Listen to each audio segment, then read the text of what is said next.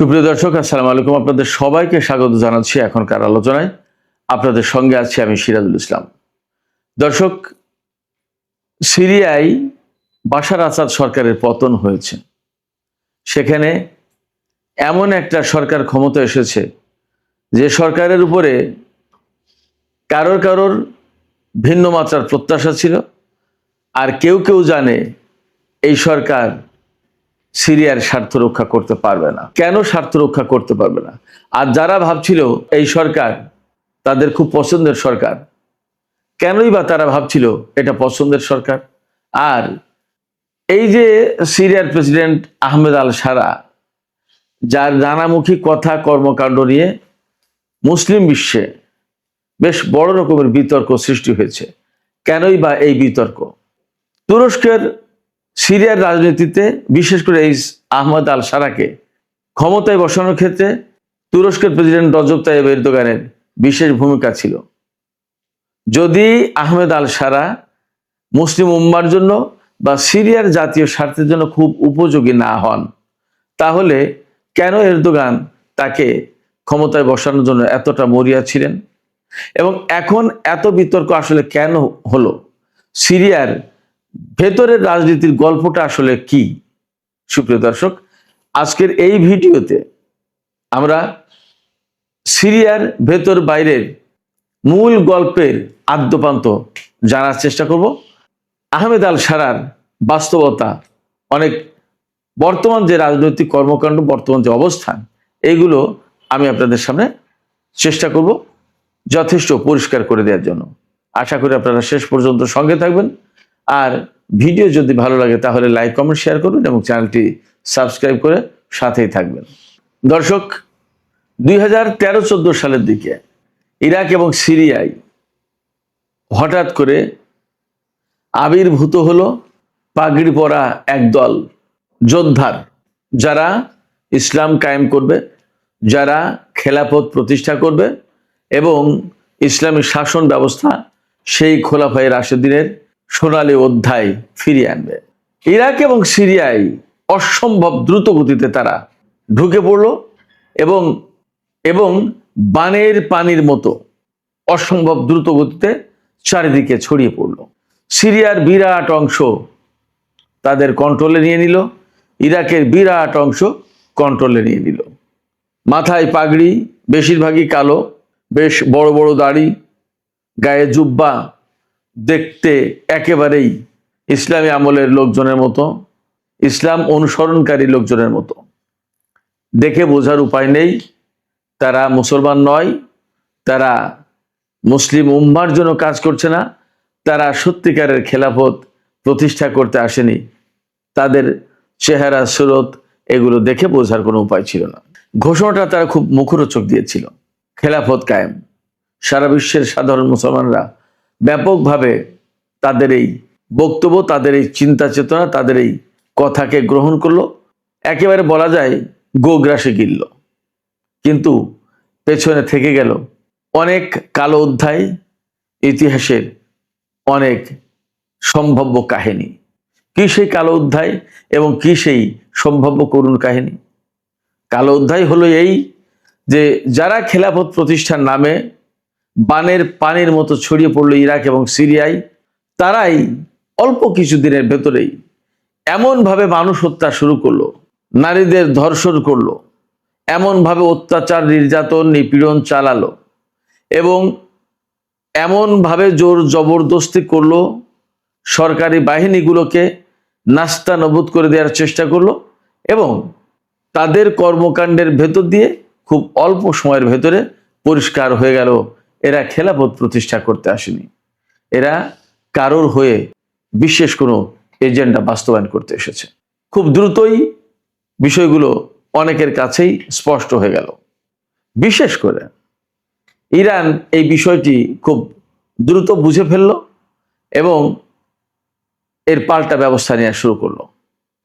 অনেকে ইরানকে এই খেলাফত প্রতিষ্ঠাকারীদের বিরুদ্ধ শক্তি বলে তখন প্রচার শুরু করলো এবং এই ব্যাপারে, অর্থাৎ খেলাফত প্রতিষ্ঠাকারী সকল যে লোকজন, তাদের পক্ষে পাশ্চাত্য এবং আরব অঞ্চলের গণমাধ্যমগুলো একেবারে চোখ বন্ধ করে সমর্থন দিল, নানানভাবে তাদের কর্মকাণ্ডকে বৈধ করলো। এবং ইরান যেটা করতে চাইলো, অর্থাৎ তাদেরকে প্রতিরোধ করার চেষ্টা করলো। সিরিয়ার প্রেসিডেন্ট বাশার আল আসাদ তিনি প্রতিরোধ করার চেষ্টা করলেন। ইরাকের তখন মালিকি সরকার, সম্ভবত নুরি আল মালিকি, তারা প্রতিরোধ করার চেষ্টা করলেন। সবাইকে তখন ইসলাম বিরোধী আখ্যা দেয়া হলো, মুসলিম বিরোধী, মুসলিম স্বার্থের বিরোধী এটা চেষ্টা করা হলো প্রতিষ্ঠা করার জন্য। কিন্তু বাস্তবতা আসলেই নির্মম। এবং এই কথিত খেলাফত প্রতিষ্ঠাকারী কারা ছিল তাদের বিষয় পরিষ্কার হয়ে গেল। এবং পরিষ্কার হলো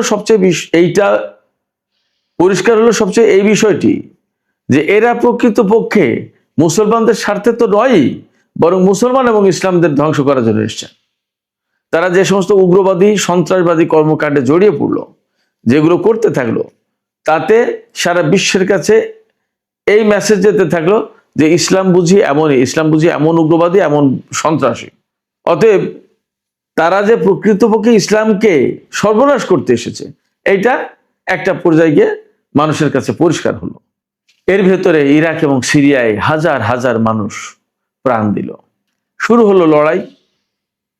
একপাশে পশ্চিমা এবং আরব বিশ্বের ব্যাপক সমর্থন পুষ্ট, তুরস্কের সমর্থন পুষ্ট এই আইএস, এবং এখান থেকে অনেকগুলো ফ্যাকশন তৈরি হলো। হায়াতে তাহরির শাম, এরকম অনেকগুলো সংগঠন হলো, যার কোনোটার পেছনে তুরস্ক, কোনোটার পেছনে আমেরিকা, কোনোটার পেছনে ইসরায়েল, কোনোটার পিছনে আরব বিশ্ব, এইভাবে। বাট সবারই চূড়ান্ত লক্ষ্য সিরিয়া থেকে বাশার আল আসাদ সরকারকে হটাও। ইরাকে তারা খেলাফত কায়েম করেছে এবং অন্যায়, অনাচার, নির্যাতন, হত্যা, ধর্ষণ এগুলো চালিয়ে যাচ্ছে। ইরাকে আসা মানেই হচ্ছে ইরানের সীমান্তে একদম। তখন ইরানের তো গায়ে জ্বালা ওঠার কথা। আলটিমেটলি ইরানও রুখে দাঁড়ালো এবং এই কাজে সিরিয়ার প্রেসিডেন্ট বাশার আল আসাদ ইরান এবং রাশিয়ার সমর্থন চাইলো, সাহায্য চাইলো। ওপাশে লেবানন থেকে একটা প্রতিরোধকামী সংগঠন বাশার আল আসাদকে সাহায্য করার জন্য এগিয়ে আসলো। শুরু হলো তুমুল লড়াই। এর ভেতরে আমেরিকা এবং পাশ্চাত্যের আরো বহু সংখ্যক দেশ, নেটোভুক্ত দেশ, বহু সংখ্যক দেশ, মোট 65 দেশ তাদের যৌথ বিমান বাহিনী গঠন করলো এবং তারা সিরিয়ায় এই কথিত ইসলামী শক্তি আইএস এর বিরুদ্ধে বিমান হামলা চালাতে শুরু করলো। নামে নামে বিমান হামলা চালায়, কিন্তু আসলে কাজে কিছু হয় না। যে বিমান হামলা চালায় তাতে সিরিয়ার সাধারণ লোকজন মরে, সিরিয়ার সরকারি প্রতিষ্ঠান, সরকারি স্থাপনা ধ্বংস হয়, সিরিয়ার সামরিক ঘাটের উপর হামলা চালায়, সিরিয়ার সামরিক বাহিনীর উপর হামলা চালায়। প্রকৃতপক্ষে আইএস এর উপরে হামলা হয় না। তখন একটা পর্যায়ে বারাক ওবামা ক্ষমতা এবং হিলারি ক্লিন্টন পররাষ্ট্রমন্ত্রী, হিলারি ক্লিন্টনের নেতৃত্বে ফ্রেন্ডস অফ সিরিয়া নামে একটা সংস্থা গঠন করা হলো। এই সংগঠন বা এই সংস্থার দুটো বৈঠক হয়েছে তুরস্কে, ফ্রেন্ডস অফ সিরিয়া। তুরস্কের সাথে বাশার আল আসাদের কিন্তু একসময় খুব ভালো সম্পর্ক ছিল। দুই প্রতিবেশী দেশ, অনেক ইতিহাস, ঐতিহ্য, অনেক কিছু একসাথে। অথচ একটা পর্যায়ে গিয়ে এই বাশার আল আসাদ সরকারকে উৎখাত করার জন্য এরদোগান উঠে পড়ে লাগলেন। তিনি সিরিয়ায় মুসলিম ব্রাদারহুডের শাসন কায়েম করার কথা বললেন। নিজের দেশে ইসলামী শাসন প্রতিষ্ঠার কোনো খবর নেই, নিজের দেশে মুসলিম ব্রাদারহুডের শাসনের কোনো খবর নেই, কিন্তু সিরিয়ায় মুসলিম ব্রাদারহুডের শাসন প্রতিষ্ঠার জন্য তিনি খুব অ্যাডামেন্ট হয়ে উঠলেন, সিরিয়াস হয়ে উঠলেন। তিনি এই যে আজকে যে আহমেদ আল সারা, তাদের যে মূল সংগঠন হায়াতে তাহরির শাম, তাদেরকে সমর্থন দেওয়া শুরু করলেন রজব তাইয়িপ এরদোগান। তার টার্গেট ছিল সিরিয়ার একটা বিরাট বড় ভূখণ্ড তুরস্কের আওতাধীন করতে হবে, নিজেদের অধীনস্থ করতে হবে। বাশার আল আসাদ সরকার থাকলে এটা সম্ভব না। তুরস্কের এটা কাহিনী। ইসরায়েল বা পাশ্চাত্যের তাদের প্রত্যাশা ছিল বাশার আল আসাদ সরকার যতক্ষণ পর্যন্ত ক্ষমতা আছে ততক্ষণ পর্যন্ত সিরিয়ার আকাশ, সিরিয়ার ভূমি মুক্ত না। অতএব ইসরায়েল যে গ্রেটার ইসরায়েল প্রতিষ্ঠা করতে চায় সেটা সম্ভব না। একেবারে ইসরায়েল থেকে সামনে পা বাড়ালেই সিরিয়া, বাশার আল আসাদ সরকার, যারা কখনো ইসরায়েলের সাথে সম্পর্ক প্রতিষ্ঠার চিন্তাও করেনি, বরং যুদ্ধ করেছে কয়েকবার। অনেক দেশ, আরব দেশ ইসরায়েলের সাথে মীমাংসা করেছে, আপোষ করেছে, কিন্তু বাশার আল আসাদ সরকার বা তার বাবা হাফিজ আল আসাদের সরকার কখনো আপোষ হয়ে যায়নি। এছাড়া ইসরায়েল যে গ্রেটার ইসরায়েল প্রতিষ্ঠা করতে চায় বা আমেরিকার নিউ মিডল ইস্ট প্ল্যান বাস্তবায়ন করতে চায়, সেটা করতে গেলে সিরিয়াকে ভাঙতে পারলে বা সিরিয়ার বাশার আসাদকে যদি উৎখাত করে দেওয়া যায়, তাহলে দ্রুত গতিতে ইরাক দখল করে নেয়, ইরান দখল করে নেবে, একদম সহজ। তখন আফগানিস্তানে কিন্তু মার্কিন বাহিনী দখলদারিত্ব কায়েম করে রেখেছে। এইরকম একটা প্রেক্ষাপটে সিরিয়া দখল করাটা খুব গুরুত্বপূর্ণ ছিল। ইরান এই পলিটিক্স বুঝতে পারলো, এই ষড়যন্ত্র বুঝতে পারলো, বুঝে তারা দ্রুতই রুখে দাঁড়ালো, রাশিয়ার সাহায্য নিল এবং বাশার আল আসাদ সরকার টিকে গেল। এপাশে ইরান একটা অবস্থায় থাকলো, রাশিয়াও অবস্থায় থাকলো, সারা বিশ্বে রাশিয়ার নতুন করে একটা প্রভাব প্রতিপত্তি তৈরি হলো। এর ভিতর দিয়ে ইসরায়েল কিন্তু প্রায় প্রতিদিন সিরিয়ায় হামলা চালায়, অথচ সিরিয়ায় কিন্তু ইরান তার একটা ভালো অবস্থান গড়ে তুলছিল, সামরিক অবস্থান। এবং সেই সময় ফিলিস্তিন, লেবানন থেকে শুরু করে ইরাক, ইয়েমেন সব জায়গায় একটা প্রভাবশালী প্রতিরোধকামী সংগঠন, তারা এই যে প্রক্সি ফোর্স যেটা, এরা গড়ে উঠলো। এই ভেতরে ইরানি কনসুলেটে হামলা চালালো ইসরায়েল, যাতে ইরান প্রতিশোধ হিসেবে ইসরায়েলে হামলা চালালো। শুরু হলো ইসরায়েল এবং ইরান যুদ্ধ, ইতিহাসের নতুন অধ্যায়। এইগুলো করতে করতে করতে করতে এর ভেতরে যখন সিরিয়াটা বেশ অস্থিতিশীল, ইসরায়েলের হামলা, ইরানের সাথে ইসরায়েলের যুদ্ধ ইত্যাদি ইত্যাদি মোকাবেলায় বেশ একটা অস্থিতিশীল, ঠিক সেই মুহূর্তে তুর্কি সীমান্ত থেকে শুরু হলো বাশার আল আসাদ সরকার বিরোধী আন্দোলন। একেবারে পঙ্গপালের মতো লেলিয়ে দেওয়া হলো খুব একটা নাজুক সময়ে, যখন ইরান, রাশিয়া, বাশার আল আসাদ সরকার বা অত্র অঞ্চলে যে সমস্ত প্রতিরোধকামী সংগঠন যারা ইসরায়েল এবং আমেরিকার বিরুদ্ধে কাজ করে, তাদের বিরুদ্ধে লেলিয়ে দেওয়া হলো। তুরস্ক এই কাজটা করলো, এরদোগান।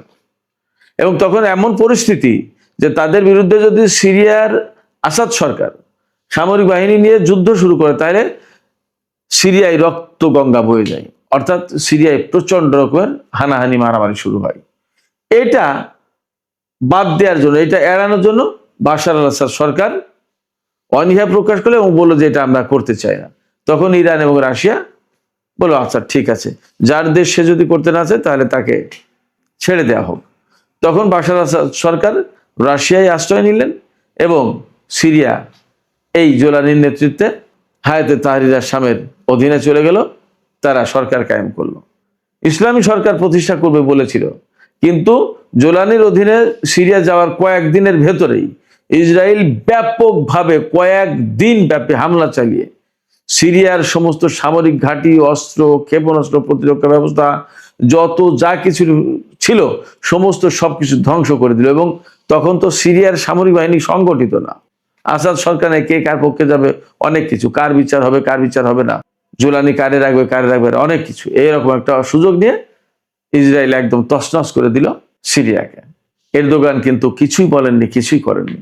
এই পরিস্থিতিতে আজকে জোলানি সিরিয়ার প্রেসিডেন্ট হিসেবে ইসরায়েলের সাথে শান্তি চুক্তি করার চেষ্টা করছেন, নিরাপত্তা চুক্তি, যাতে সিরিয়া ভালো থাকে। ইসরায়েলের হাতে যেখানে গ্রেটার ইসরায়েল প্রতিষ্ঠা করার পরিকল্পনা, পাশ্চাত্যের দেশগুলোর হাতে যখন নিউ মিডল ইস্ট প্ল্যান বাস্তবায়নের পরিকল্পনা, তখন জোলানি ইসরায়েলের সাথে শান্তি চুক্তি করে তার দেশে শান্তি নিশ্চিত করতে পারবে, এটা কি সম্ভব? এবং তুরস্কের প্রেসিডেন্ট রজব তাইয়িপ এরদোগান ঠিকই চুপচাপ বসে আছেন। শুধু তাই না, খুব সম্প্রতি আমি একটা খবর দিয়েছি একটা ভিডিওতে, রাজধানী দামেস্ক থেকে মাত্র 20 কিলোমিটার দূরে ইসরায়েল হাসপাতাল প্রতিষ্ঠা করেছে। এই হাসপাতাল প্রতিষ্ঠার সুদূর প্রসারী পরিকল্পনা আছে। একটা স্বাধীন সার্বভৌম দেশ, সেই স্বাধীন সার্বভৌম দেশের সরকারকে না বলে ইসরায়েল হাসপাতাল প্রতিষ্ঠা করছে, অথচ এই ইসরায়েল একসময় সিরিয়ার ভেতরে প্রবেশ করার সাহস পেত না। আজকে জোলানি সরকার বসিয়ে এরদোগান সাহেব সেই ব্যবস্থা করে দিয়েছেন। একথা বলতে এখন আর আসলে কোনো দ্বিধা নেই। সেক্ষেত্রে কে যে কার হয়ে কখন কোন ভাবে কাজ করে বলা এবং বোঝা মুশকিল। সুপ্রিয় দর্শক, আজকে মধ্যপ্রাচ্যের যে পরিস্থিতি, সেই পরিস্থিতিতে কোনো মতেই না সিরিয়ার জন্য, না মধ্যপ্রাচ্যের মুসলিম জনগোষ্ঠীর জন্য, না মুসলিম উম্মার জন্য এই আহমেদ আল সারা ওরফে জোলানি কোনো ভূমিকা রাখতে পারবে, বরং তিনি কারো কারো হাতের পুতুল হয়ে সিরিয়ার প্রেসিডেন্টের পদ অলঙ্কৃত করেছেন। সুপ্রিয় দর্শক, আজকের আলোচনা এখানেই শেষ করতে চাই। আলোচনা শেষের আগে আমি আপনাদের কাছে জানতে চাই, আপনাদের মতামত বুঝতে চাই যে আহমেদ আল সারা বা ওরফে জুলানি তিনি কি আসলেই সিরিয়ার জাতীয় স্বার্থ রক্ষা করতে পারবেন, নাকি তিনি আসলে অন্য কোনো শক্তির পুতুল হয়ে কাজ করছেন? আপনাদের কি মনে হয়? আপনাদের মতামত জানিয়ে কমেন্টে লিখতে পারেন। আর আসসালামু আলাইকুম, আশা করি সবাই ভালো আছেন। পেট পিটিয়ে টেবিল এসেছিল আমেরিকা। টেবিলে ডোনাল্ড ট্রাম্পের সেই সমস্ত হুমকি আর কথাগুলোর কথা আপনাদের মনে আছে নিশ্চয়। আমার নতুন করে মনে করিয়ে দেওয়ার কিছু নেই। গত 41 দিনের যে যুদ্ধ হয়েছিল তারপর থেকে ট্রাম্প কি বলেছিলেন, মোটামুটি সব কথাই তো ভাই আপনাদের মনে থাকার কথা। মাংস খেলেই যে স্মরণশক্তি খারাপ হয়ে যাবে এমন তো কোনো কথাই নেই। ডোনাল্ড ট্রাম্প বলেছিলেন যে আমরা ইরানকে দুর্বল করে দিয়েছি, ইরানকে ভেঙে গুড়িয়ে দিয়েছে, ইরানের অস্ত্রশস্ত্র শেষ করে দিয়েছে, ইরানের ডিফেন্স সিস্টেম ধ্বংস করে দিয়েছে, ইরানের নৌবাহিনীকে তছনছ করে দিয়েছে। অন্তত এতটুকু তো নিশ্চয়ই মনেই আছে। আপনাদের মনে আছে এটাই বা কম কি? তারপরে কি হলো? আমেরিকা ভাবলো যাক, ইরান তো নিশ্চয়ই দুর্বল হয়েই গেছে। এরপর প্রথমে একদিন আমেরিকা আক্রমণ চালালো, 24 ঘন্টা ধরে হামলা চালালো। ইরানও পাল্টা জবাব দিতে থাকলো। এদিক থেকে আমেরিকা আক্রমণ করত, ওদিক থেকে ইরান। এর পরের দিন ইসরায়েল হামলা চালালো। ইসরায়েল হামলা চালানো মাত্রই ইরান পাল্টা আক্রমণ করলো। 24 ঘন্টা লড়লো আমেরিকা আর 24 ঘন্টা লড়লো ইসরায়েল। দুজনে কড়া জবাব পেল। এরপর আমেরিকা পাকিস্তানকে ইশারা করলো, ভাই সাহেব মাঝখানে একটু ঝাঁপিয়ে পড়ো, আমরা আর পেরে উঠছি না। তখন পাকিস্তান এসে যুদ্ধবিরতি করালো। আমেরিকা আর ইসরায়েল তো বেশ বড় ধাক্কা খেলো। আরে ইরান তো দেখছি মোটেও দুর্বল হয়নি, এরা তো দিব্যি পাল্টা হামলা চালাচ্ছে। এরপর ইরান যখন খামেনির দাফন ঘোষণা করলো তখন নিশ্চয়ই আপনাদের মনে আছে। আমি তো শুধু আপনাদের একটা রিক্যাপ দিচ্ছি, তাই না? তো যেদিন ঘোষণা করা হলো, যেদিন দাফন সম্পন্ন করা হচ্ছিল, যেদিন তেহরান ও মাশহাদে ইরান বিশাল র্যালি বের হচ্ছিল, ঠিক সেদিনই ইরানের সীমান্ত এলাকায় এবং তেহরানে আমেরিকা হামলা চালিয়ে বসলো। আমাদের নিশ্চয়ই মনে আছে। ইরান কিন্তু হামলা চালায়নি, আমেরিকা চালিয়েছিল। আর তারপর থেকে বিক্ষিপ্তভাবে যুদ্ধ আরও বেড়ে গেল। ইরান কিন্তু বোকার মতো 50টি মিসাইল ছুড়ে দিল না, ইরান 4টি মিসাইল ছুটত, আর সেই 4টি কেউ আটকাতে পারত না। আমেরিকা, ইসরায়েল এবং আরব দেশগুলো সবাই দেখত যে একেবারে নিখুঁত জায়গায় হামলা হচ্ছে। এভাবেই 10 থেকে 14 দিন লড়াই চলার পর আমেরিকা যখন একের পর এক ক্ষয়ক্ষতির মুখে পড়তে লাগলো, আর যখন খোদ মার্কিন কর্মকর্তাদেরই এই রিপোর্ট সামনে এলো যে ইরানের সঙ্গে লড়তে লড়তে লড়তে আমাদের নিজেদের ডিফেন্স সিস্টেমে দুর্বল হয়ে পড়েছে, ইন্টারসেপ্টর শেষ হয়ে গেছে, মিসাইল কমে আসছে, যেগুলোর উৎপাদন আবার আগের মতো করার জন্য আমাদের অন্তত 5 বছর সময় লাগবে। ট্রাম্পকে তখন কেউ এটা বলেই দেয়নি যে ভাই সামনে মুখ দিয়ে তো অনেক বড় বড় কথা বলে যাচ্ছ, কিন্তু পেছনে অস্ত্রাগারে যে অস্ত্রের মারাত্মক ঘাটতি দেখা দিয়েছে। অবশেষে কোন এক উপদেষ্টা এবং যুদ্ধ বিশেষজ্ঞ ট্রাম্পকে এই কথাটা জানালেন। এমনকি গতকাল রাতে আমেরিকার উপরাষ্ট্রপতি জেডি ভ্যান্স প্রেসিডেন্টকে জানিয়েছেন যে আমাদের অস্ত্রশস্ত্র কমে গেছে, আমরা যদি ইরানের উপর বড় কোনো হামলা চালাই আর ইরান তখন পাল্টা আক্রমণ করে তবে আমরা তা ঠেকাতে পারবো না। এমনকি আমেরিকার এই চরম অসহায়ত্ব দেখুন। যখন ইরান আমেরিকার ঘাঁটিগুলোর উপর হামলা চালাচ্ছিল তখন আমেরিকা সেগুলো আটকাতেই পারছিল না। আমেরিকার ডিফেন্স সিস্টেম, রাডার, সামরিক ঘাঁটি, এমনকি নিজেদের ফাইটার জেটগুলোকে বাঁচানোর জন্যও তারা কোনো ইন্টারসেপ্টর পর্যন্ত ছোড়েনি। তারা শুধু ঠিক ততটুকুই ইরানের মিসাইল আটকিয়েছিল যতটুকু মিসাইল সরাসরি মার্কিন সেনাদের উপর আঘাত হানছিল, যাতে মার্কিন সৈন্যরা মারা না যায়। বাকি অস্ত্রশস্ত্র সব ধ্বংস হতে দাও। ভেবে দেখুন আমেরিকা কতটা দুর্বল হয়ে পড়েছে। আর আজ কি হয়েছে? আজ খোদ আমেরিকা নিজেই এই রিপোর্ট প্রকাশ করেছে। এই দেখুন, আমেরিকা স্বীকার করেছে যে আমরা ইরানের সঙ্গে কথাবার্তা বলছি, অথচ মাত্র 2 দিন আগেই ট্রাম্প বলেছিল যে আমাদের কোনো কথা বলার ইচ্ছে নেই, আমার মুড নেই, আমার আলোচনার কোনো মুড নেই। আর এখন তো এটা প্রমাণিত হয়ে গেছে যে আমেরিকার 12টা বেজে গেছে। এখন এই পরিস্থিতি থেকে মান বাঁচানোর একটাই উপায় আছে, সেটা হলো নিজের মুখে নিজের প্রশংসা করা। ট্রাম্প আজ আবার সামনে এসে বলেছে যে আমাদের কাছে প্রচুর অস্ত্র আছে। দুনিয়া সবাই জানে তোমাদের কাছে ঠিক কি ধরনের অস্ত্র আছে। না তোমার নিজের অস্ত্র কাজ করছে, না তোমার দেশের অস্ত্র কোনো কাজে আসছে। এগুলো বোঝার জন্যই একটু বুদ্ধি লাগে, মাঝে মাঝে রসিকতা বুঝতে হলেও একটু মাথা খাটাতে হয়। যাই হোক, ট্রাম্প বলেছেন যে আমাদের কাছে প্রচুর অস্ত্র আছে, দুনিয়ার সবচেয়ে বেশি অস্ত্র আমাদেরই রয়েছে। স্ট্রেট অফ হরমুজে যাই হোক, এই মুহূর্তে আমাদের আলোচনা চলছে। ব্যাপারটা হলো ইরানের উপর পাকিস্তান চাপ সৃষ্টি করেছে এবং সেই সঙ্গে চীনও বলেছে যে আপনারা আলোচনা করুন। ফলে এই মুহূর্তে পাকিস্তান ও চীন দুটো দেশ মিলেই ইরান ও আমেরিকার মধ্যে আলোচনা করিয়ে দিচ্ছে। কথায় কথায় মনে এলো ডোনাল্ড ট্রাম্পের ঘনিষ্ঠ ইসরায়েলের প্রধানমন্ত্রী নেতানিয়াহু আমেরিকায় গেছেন। তিনি ট্রাম্পের সঙ্গে দেখা করবেন এবং ইরানের উপর হামলার পরিকল্পনা করবেন। এখন আপনারা আরবদের নিয়ে যা ভাবছেন যে হয়তো তাদের বুদ্ধিশুদ্ধি হয়েছে, না মোটেও তা হয়নি। আমাদের ওলামায়ে কেরাম আরবদের সম্পর্কে যা বলে গেছেন আমরা আজ তাই সত্যি হতে দেখছি। সিরাত আল মুস্তাকিম বা সোজা পথে আসার পরিবর্তে এই আরব দেশগুলো ইসরায়েলের কাছে আরও কাছাকাছি চলে গেছে, আলে ইয়াহুদের আরও বেশি কাছাকাছি ঘেঁষেছে। নেতানিয়াহু নিজেই কনফার্ম করেছেন যে আরবদের সঙ্গে আমাদের যোগাযোগ আরও বেড়েছে, আমরা একে অপরকে আরও বেশি ভরসা করছি এবং আমাদের কথাবার্তা অনেক দূর এগিয়ে আছে। আমেরিকার এক কর্মকর্তা বলেছেন যে আমাদের মনে সন্দেহ ছিল আমরা যদি ইরানের উপর আরও বড় হামলা চালাই তবে কি ইরান আলোচনার টেবিলে বসবে। তাহলে প্রশ্ন হলো, যখন তোমাদের মনেই এই ব্যাকুলতা ছিল যে ইরান আলোচনার টেবিলে চলে আসুক, তবে তোমাদের বাবা ডোনাল্ড ট্রাম্প কেন বারবার বলে বেড়াচ্ছিল যে আমাদের কোনো কথা বলার ইচ্ছে নেই, আমাদের তো কোনো ইন্টারেস্টই নেই। আসলে ছটফট তো তোমরাই করেছিলে ইরানের সঙ্গে কথা বলার জন্য। খোদ আমেরিকার ট্রাম্পের কর্মকর্তারাই এ কথা স্বীকার করেছেন। চীন ও রাশিয়া দেখেছে যে ইরানের সঙ্গে লড়তে লড়তে আমেরিকার অস্ত্রশস্ত্র ফুরিয়ে আসছে। তারা এও দেখেছে যে ইউক্রেন, জাপান এবং আমাদের অন্যান্য শত্রুদের সাথে লড়ার জন্য এটাই তাদের উপযুক্ত সময়। কারণ সোজা কথা হলো, আমেরিকার অস্ত্র তো ফুরিয়ে আসছে, আর এতে কোনো না কোনোভাবে লাভ তো চীন ও রাশিয়ারই হচ্ছে। ইরানের মুখপাত্র বলেছেন যে আমরা আমেরিকাকে কোনোভাবেই এই ছাড় দেব না যে যখন খুশি তারা আমাদের উপর হামলা করবে এবং আমাদের ঘাড়ে যুদ্ধ চাপিয়ে দেবে। বর্তমান পরিস্থিতি এমন দাঁড়িয়েছে যে আমেরিকা মারাত্মকভাবে ফেঁসে গেছে। হরমুজ প্রণালী আমাদের এবং আমাদের অবস্থাও এখন বেশ শক্তপোক্ত। چون در باطلاق خود ساخته گیر کردن.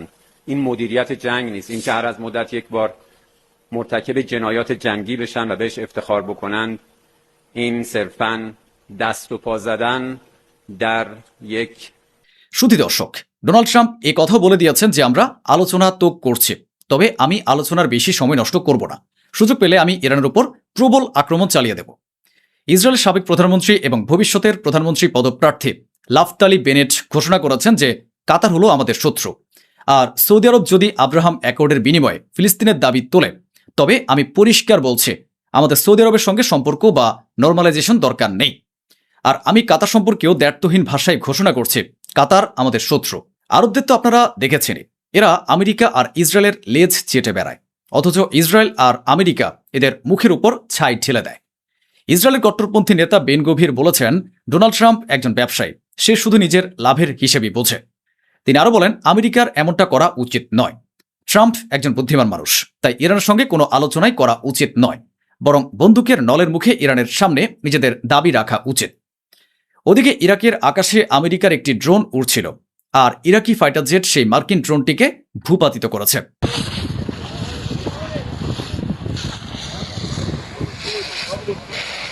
تاخد هذا كرسي طيار شيء ذاك بس.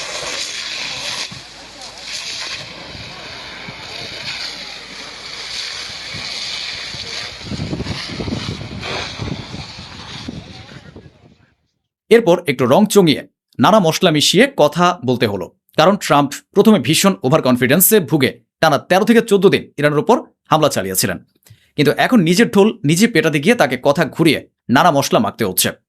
ট্রাম্প বলেছে যে ইরান নাকি ছটফট করছিল এবং ইরানের অনুরোধেই তারা আলোচনা করছে, আর তার আশা যে কোনো একটা ডিল হয়ে যাবে। আরে তুই যদি অতই শক্তিধর আর পাওয়ারফুল হবি তবে কেন আলোচনা করছিস? মাত্র 2 দিন আগে তো তুই নিজেই বললি যে আমাদের কোনো আলোচনাই করার ইচ্ছে নেই। কার ঠিক কি অবস্থা হয়েছে তা দুনিয়ার সবাই বুঝতে পারছে। যার যার কাছে ট্রাম্পের ভয় থাকে ট্রাম্প তাদেরই সমর্থন করে, কখনো তাদের বিরুদ্ধে চড়া সুরে কথা বলে না। যেমন রাশিয়ার সামনে পড়লে আমেরিকা একেবারে অবস্থা খারাপ হয়ে যায়, ভয়ে পুরো প্যান্ট ভিজে যায়। তাই ডোনাল্ড ট্রাম্প তার এক অডিও বার্তায় বলেছে যে আমি রাশিয়াকে, পুতিনকে জিজ্ঞেস করব যে আপনারা কি ইরানকে সাহায্য করছেন কিনা, আর যদি সাহায্য করেও থাকেন তাতে খুব একটা কিছু আসে যায় না। বুঝতে পারছেন তো? কারণ রাশিয়ার বিরুদ্ধে কথা বলার কোনো সাহস ট্রাম্পের নেই। এখন তো কেবল ইরানই বাজাচ্ছে, কিন্তু রাশিয়া যদি সত্যি সত্যি ময়দানে নেমে পড়ে তবে ওই ট্রাম্পের পালানোর কোনো রাস্তাই থাকবে না। আমি আগেই বলেছি ট্রাম্প ভীষণ লোভী, সে একটা লোভী জানোয়ার। এখন সে নিজে স্বীকার করেছে যে আমরা ভেনেজুয়েলা থেকে বিলিয়ন বিলিয়ন ডলার নিচ্ছি, তেলও নিচ্ছি, আর প্রচুর ফায়দাও লুটছি। ইরানের সঙ্গেও ঠিক এই ঘটনাই ঘটবে। কথাটা ঘুরে ফিরে সেই একই জায়গায় গেল, ইরানের সঙ্গেও ঠিক এমনই হবে। ইরান যে জাহাজ ও ট্যাঙ্কারগুলোতে হামলা চালাচ্ছে তাতে যে ক্ষতি হচ্ছে সে টাকার অঙ্কটা আমরা ইরানের বাজেয়াপ্ত করা তহবিল থেকে কেটে নেব। সাংবাদিক অডিওতে ট্রাম্পকে প্রশ্ন করলেন যে নেতানিয়াহু নিষেধ করেছেন যেন আমেরিকা তুরস্ককে F-35 ফাইটার জেট না দেয়। সাংবাদিক নেতানিয়াহুর এ কথা বলাই ট্রাম্প দারুণ চড়ে যান এবং বলেন আমাকে কেউ শেখাতে পারবে না যে আমার কি করা উচিত আর কি করা উচিত নয়। তুরস্ক আমার খুব ভালো বন্ধু, এরদোয়ানের উপর আমার পূর্ণ ভরসা আছে, তাই তাদের ফাইটার জেট দেবই। আমার বন্ধুরা, ডোনাল্ড ট্রাম্প শেষ পর্যন্ত পোলটি খেয়ে গেছে। ট্রাম্প বলেছেন যে আমাদের জন্যই অনেক দেশ টিকে আছে, আমি যদি না থাকতাম তবে আজ ইসরায়েল বলেই কোনো দেশ থাকতো না। আব্রাহাম অ্যাকর্ডের কথা যদি বলেন তো এই আব্রাহাম অ্যাকর্ডের ঘোষণা তো আমিই করেছি, তবে আমি এখনো সরাসরি সৌদি আরবের সঙ্গে আব্রাহাম অ্যাকর্ড নিয়ে কোনো কথা বলিনি, আমরা তাদের অফার দিয়ে রেখেছি। ওদিকে ইরান কনফার্ম করেছে যে হরমুজ প্রণালীতে জোর করে ঢুকে পড়া 6টি জাহাজকে তারা সতর্ক করে ফিরিয়ে দিয়েছে। ওদিকে ইরান তাদের নিজেদের বক্তব্য তুলে ধরেছে। ইরান জানিয়েছে যে আমেরিকার সঙ্গে তাদের কোনো সরাসরি যোগাযোগ নেই বা সরাসরি কোনো কথাবার্তাও চলছে না, টেক্সট মেসেজ এবং মধ্যস্থতাকারীদের মাধ্যমেই শুধু বার্তা আদান প্রদান হচ্ছে। ইরানের রাজধানী তেহরানের একটি হোটেলে আগুন লেগেছে। আগুন কিভাবে লাগলো তা জানা যায়নি, তবে এতে 7 জন নাগরিক আহত হয়েছেন। ওদিকে ইরানের রেভলিউশনারি গার্ড ইরানের কুর্দি লড়াকু ও তাদের ঘাঁটিগুলোতে হামলা চালিয়েছে। এর ভিজুয়াল আপনাদের সামনে রয়েছে।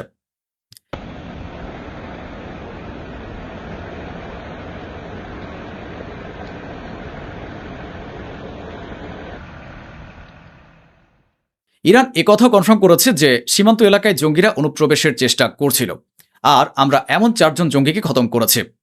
শুধু ওই যে লিন্ডসে গ্রাহাম, যে মার্কিন শুয়োরটি মারা গেছে, তাকে নিয়ে একটি ডকুমেন্টারি সামনে এসেছে, তার কিছু ফুটেজও ফাঁস হয়েছে। মিডিয়া সেই ডকুমেন্টারিটি বানিয়ে পাবলিক ডোমেইনে প্রকাশ করেছে। তুরস্কের আনাদুলু এজেন্সি তা লাইভ করেছে, যা আমি আপনাদেরকে দেখাচ্ছি।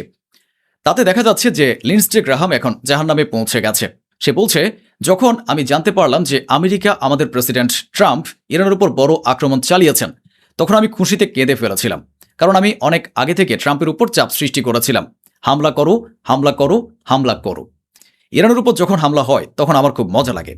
যদিও এখন তার নিজেরই অবস্থা এমন ফেঁসেছে যে সে একেবারে ঠিকঠাকভাবে জাহান্নামে পৌঁছে গেছে। ওই শুয়োরটা। রাশিয়ার প্রেসিডেন্ট ভ্লাদিমির পুতিন ইরানের আইআরজিসির মস্কিটো ফ্লিট বা ক্ষুদ্র নৌবহরের ভূয়সী প্রশংসা করেছেন। এই মস্কিটো ফ্লিট কি? হরমুজ প্রণালীতে ইরানের যে ছোট ছোট বোট বা নৌযানগুলো রয়েছে তা দিয়ে যেভাবে তারা নিরাপত্তা সামলাচ্ছে এবং শত্রুর 12টা বাজাচ্ছে, একটি বৈঠকে পুতিন নিজের মুখেই তার প্রশংসা করেছেন। আমেরিকা শেষ পর্যন্ত স্বীকার করেছে যে তাদের 18 জন সেনা মারা গেছেন এবং 620 জন সেনা আহত হয়েছেন। একটু ভেবে দেখুন, আমেরিকা যদি নিজেই এই পরিসংখ্যান প্রকাশ করে থাকে, তবে মৃত ও আহতের সংখ্যা আসলে বাস্তবে কতটা বেশি হতে পারে তা আপনারাই ভাবুন। ইরানের সেনাবাহিনী সাফ জানিয়ে দিয়েছে যে কারো তরফ থেকে যদি কোনো আগ্রাসন চালানো হয়, তবে আমরা তার উপযুক্ত অস্ত্র দিয়েই জবাব দেব। তো বন্ধুরা, এই ছিল আজকের আয়োজন, যা স্বচ্ছভাবে আপনাদের সামনে তুলে ধরা হলো। আশা করি আমাদের এই প্রচেষ্টা আপনাদের ভালো লেগেছে। অসংখ্য ধন্যবাদ। সুস্থ থাকুন, ভালো থাকুন।